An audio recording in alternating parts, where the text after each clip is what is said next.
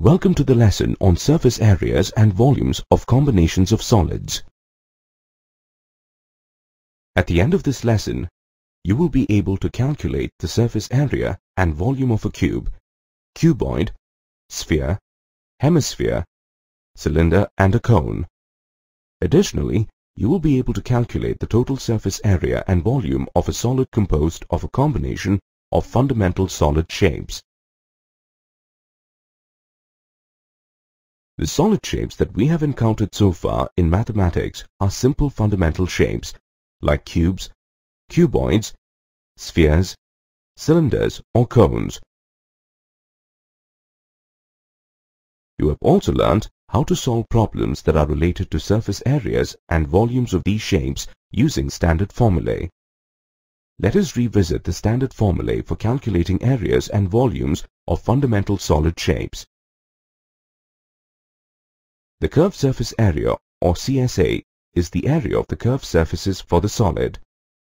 The remaining surfaces of the solid are the flat or the non-curved surfaces. In a cone, the flat surface is the circular area of the base. In a cylinder, the flat surfaces are the top and bottom circular areas.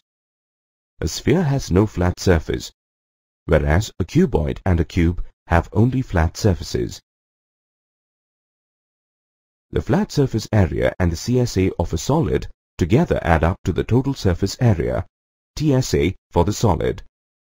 Take a moment to review all the formulae.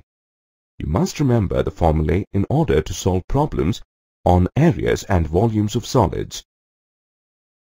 In real life, you will encounter a variety of complex shapes which are made up of a combination of simple solids. When you try and solve problems on surface areas and volumes for complex shapes, you run up against difficulty.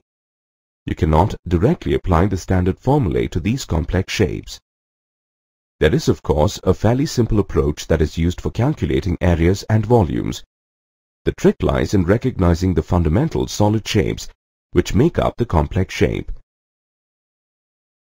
A simple approach used for calculating the surface area and volume for complex shapes is: split up the complex solid shapes into fundamental solid shapes.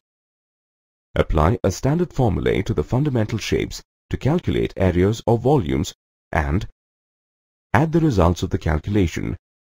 This brings us to the end of this section. Hope you enjoyed your learning experience.